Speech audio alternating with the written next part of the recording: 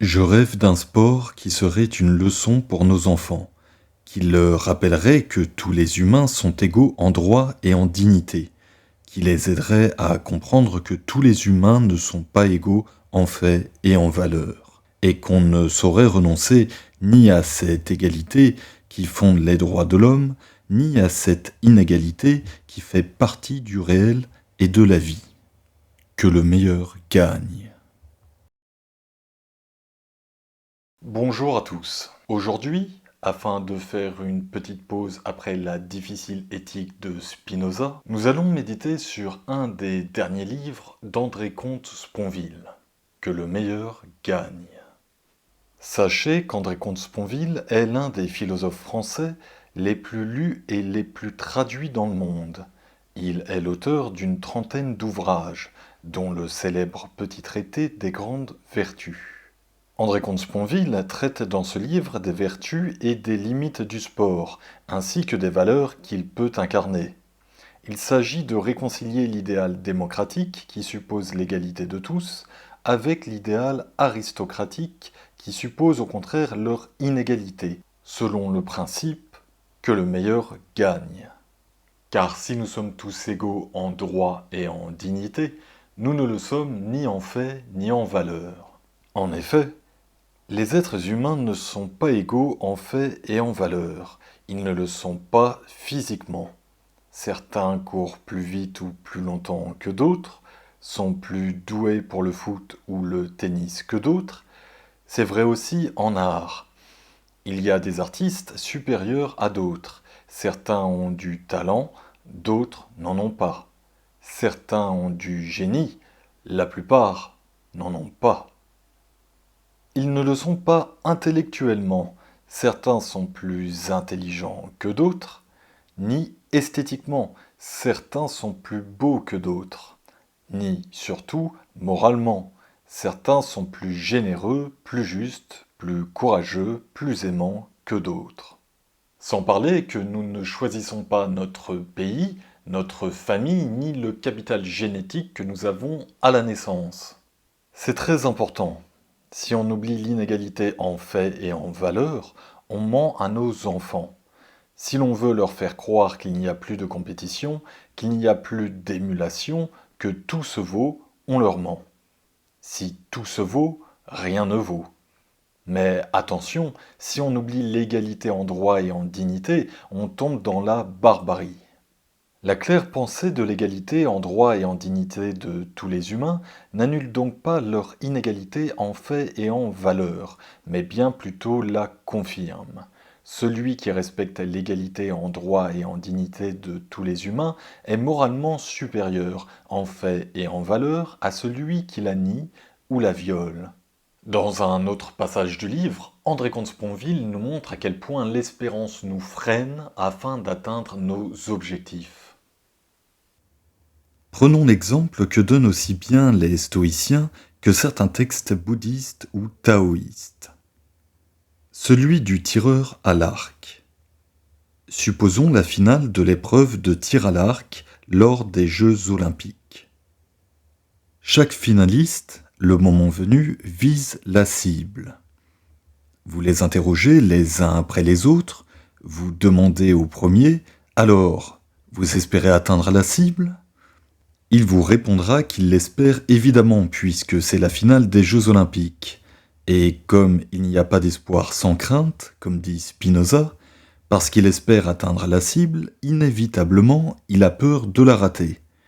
C'est ce qu'on appelle, en termes sportifs, la pression. Il espère très fort atteindre la cible, et d'autant plus que c'est la finale. Il a donc très peur de la manquer. Comme c'est un grand champion, il atteint tout de même la cible, mais parce que sa main a très légèrement tremblé à cause de la pression, il ne l'atteint pas en plein centre. Si vous posez la même question aux finalistes suivants, tous vous répondront pareillement qu'ils espèrent atteindre la cible, puisqu'ils sont venus pour ça, puisque ce sont les Jeux olympiques, puisqu'ils s'y préparent depuis des années, puisque c'est la finale. Mais parce qu'ils espèrent tous l'atteindre, tous auront peur de la rater. Ils ne sont pas heureux, ils sont tendus, anxieux, avides, inquiets. Ils se disent « Qu'est-ce que je serais heureux si j'atteignais le centre de la cible, si je gagnais la médaille d'or ?»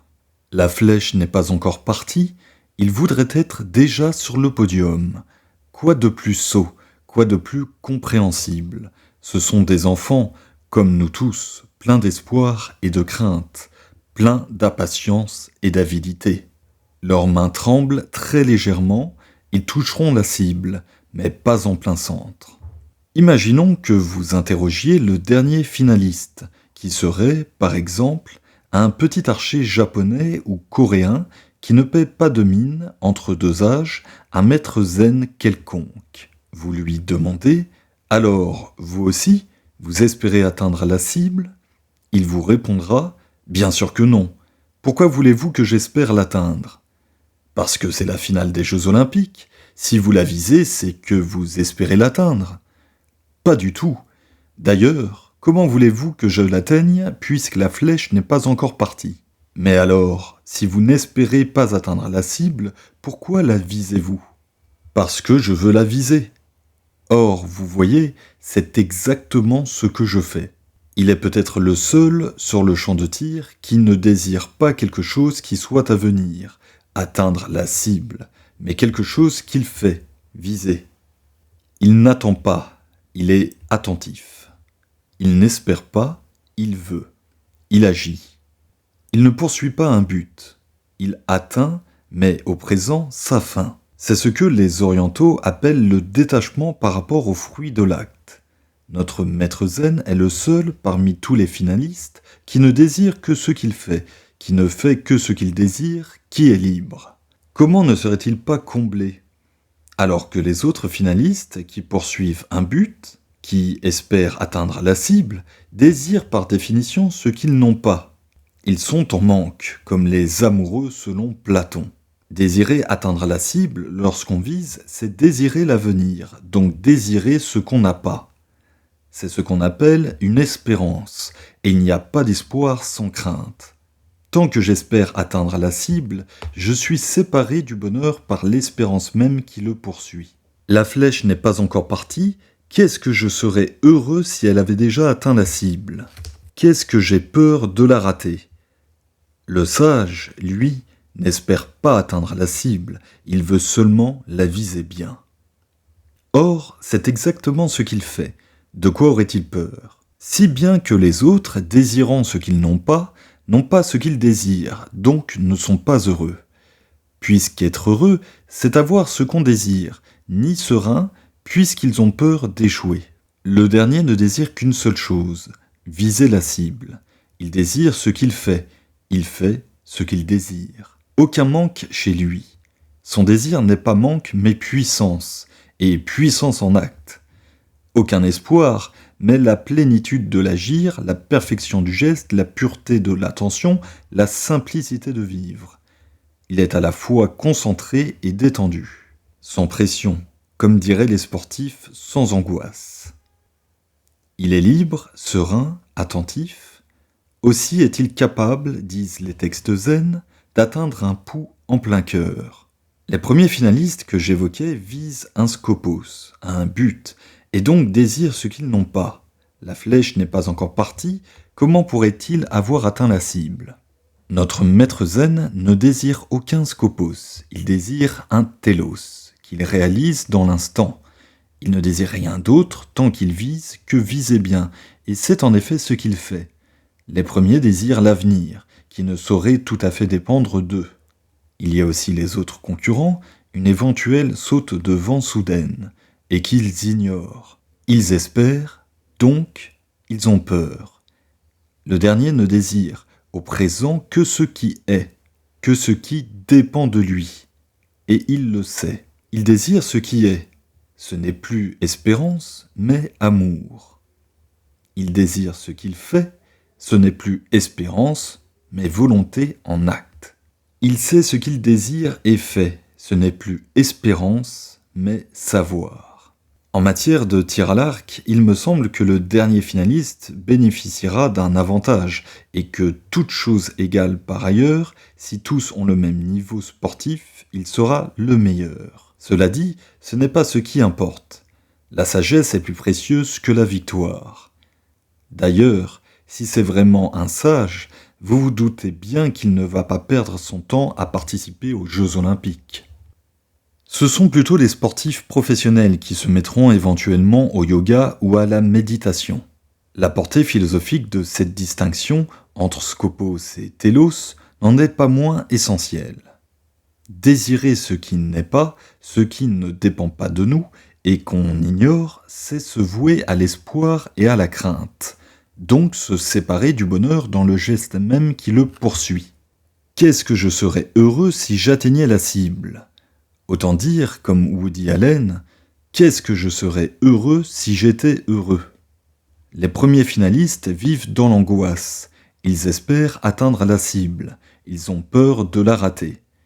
Le dernier se moque d'atteindre ou non la cible. Il la vise. C'est tout ce qu'il désire et c'est ce qu'il fait. Il est heureux. Les textes stoïciens disent que le sage préfère viser bien la cible et la rater parce qu'une saute soudaine devant aurait fait dévier la flèche, plutôt que viser mal la cible et l'atteindre pourtant, parce qu'une saute devant imprévue aura remis la flèche dans la bonne direction. Ce qui importe, ce n'est pas le résultat de l'acte, pas le fruit de l'acte, comme disent les orientaux, mais l'acte lui-même, sa qualité intrinsèque. Ce n'est pas le but, le skopos, mais la fin, le télos. C'est là qu'il y a le plus d'épanouissement, de sérénité, de simplicité et sans doute aussi, me semble-t-il, le plus d'efficacité. D'ailleurs, il me semble que les coachs sportifs le savent à peu près. Plusieurs, je l'évoquais à l'instant, conseillent le yoga ou la méditation à leurs ouailles. D'autres découvrent sur le tas le chemin de la simplicité, de l'attention pure, du détachement par rapport aux fruits de l'acte. J'ai entendu Amélie Mauresmo, une fois devenue coach, donner ce conseil. Quand tu tapes dans la balle, ne pense pas à la victoire ou à la défaite. Ne pense qu'à une seule chose, taper dans la balle. Cela nous amène à la conclusion que s'il est bon de rêver, il l'est encore plus de se réveiller et de prendre du plaisir dans tous les aspects de notre vie. J'aurais pu emprunter mon exemple au monde de l'art, des affaires ou de la politique. Mais oui, bien sûr, comme toute activité humaine, le sport peut avoir des vertus pédagogiques. Ni plus ni moins qu'une autre. Ce qui me désole, c'est la manière de le pratiquer aujourd'hui. On met dans la tête de malheureux enfants des objectifs absurdes, qui les vouent à désirer perpétuellement un but à venir. Un gamin de 7 ans qui fait ses premiers échanges au tennis et à qui l'on fait miroiter que 10 ou 20 ans plus tard, il fera peut-être partie des meilleurs joueurs mondiaux. C'est l'enfermer dans l'espérance, donc dans la crainte. Et pour un qui va réussir, combien vont échouer, qui en garderont de l'amertume ? Quand je pense à ces centaines de jeunes qui passent des heures chaque jour à faire des longueurs de piscine, dans l'espoir de gagner dans 10 ans une possible médaille olympique, il y a quand même mieux à faire de son enfance, de son adolescence, de sa jeunesse, que de faire des longueurs de piscine jusqu'à vous en dégoûter. La façon dont le sport est trop souvent pratiqué me paraît un piège. C'est surtout vrai du sport de compétition. À un moindre niveau, on peut trouver dans le sport des vertus d'humanisme, de rigueur, voire de sagesse. Mes 3 garçons, dans leur enfance, étaient inscrits au club de football de la petite ville que nous habitions, en Seine-et-Marne. Ils avaient donc un carnet de licence, qui, une année, fut préfacé par Michel Platini, déjà à la retraite comme joueur, mais au sommet de sa gloire. Il disait en substance à ces sportifs en herbe « Ne rêve pas que tu seras footballeur professionnel, ne rêve pas que tu participeras à la Coupe du monde de football, prends plaisir à taper dans le ballon quand tu tapes dans le ballon. » Cela m'avait touché. C'était une sorte de leçon de sagesse à l'usage des jeunes générations. Il est plus important de leur apprendre à trouver du plaisir à jouer au foot quand ils y jouent, à courir lorsqu'ils courent, à taper dans le ballon lorsqu'ils tapent dedans, que de les pousser à espérer qu'ils auront, dans 10 ou 15 ans, un niveau d'exception, celui des grands champions, que, selon toute vraisemblance, ils n'atteindront jamais. « Va au bout de ton rêve, disent les imbéciles. Eh bien alors, ne rêvons pas de devenir des champions. Combien de jeunes garçons commencent leur vie d'adulte tristement, sur un constat d'échec. Ils ne seront jamais footballeurs professionnels. Quelle tristesse, quelle sottise, quel gâchis. Je n'interdis pas d'espérer, je suggère d'espérer un peu moins, et surtout de connaître, de vouloir, donc d'agir et d'aimer un peu plus. Celui qui emporte la victoire, ce n'est pas celui qui l'espérait le plus fort, c'est le plus doué, le mieux entraîné, et l'on ne s'entraîne qu'au présent, à faire de volonté plus que d'espoir, le plus concentré, celui qui est tout entier dans son geste au lieu de rêver à la victoire. Cela culmine dans le geste parfait, être un avec l'acte qu'on accomplit au moment où on l'accomplit. Le vrai champion zen, le maître de sagesse qui serait par ailleurs un sportif, se reconnaîtrait à ceci qu'il n'espère pas la victoire, qu'il n'a donc pas peur de la défaite. Il n'en est que plus attentif, que mieux concentré. Alors que celui qui pense à la victoire ou qui craint la défaite est séparé de son acte par le fruit qu'il en attend ou en redoute. Il est séparé du présent par l'avenir, du réel par l'imaginaire, de l'acte par le mental, de tout par l'ego. Au contraire, celui qui s'est libéré, au moins provisoirement, de l'espoir et de la crainte, vit tout entier au présent et tout entier dans son acte. Il sera beaucoup plus redoutable, comme le samouraï qui est d'autant plus à craindre que lui ne craint rien. Il n'espère pas la victoire, ni n'a peur de la défaite. Il se bat, et cela lui suffit. André Comte-Sponville termine son opuscule en nous montrant que tous les sports ne sont pas bons pour la santé. C'est un aspect du sport dont on ne parle pas assez. Tous les sports ne sont pas bons pour la santé, et le sport de haut niveau ne l'est presque jamais. S'il est préférable de faire un peu de sport que de rester avachi tous les jours devant son bureau ou son poste de télévision, trop de sport nuit. C'est particulièrement vrai de certains sports, par exemple parce qu'ils sont asymétriques, comme le tennis, intrinsèquement dangereux, comme la descente de ski alpin, ou violents, comme la boxe ou le rugby. S'il est bon d'être capable de faire des efforts, d'accepter une part de souffrance, il faut garder à l'esprit que la santé est plus précieuse que le sport. Pour finir, sachez que lorsque j'appelle mon père pour prendre de ses nouvelles et que lors de notre entretien je me plains de telle ou de telle situation de ma vie, il me répond souvent « tais-toi et nage ». C'est sans doute cela, en fin de compte, la plus sage des décisions, se taire une bonne fois pour toutes et nager dans la bonne direction.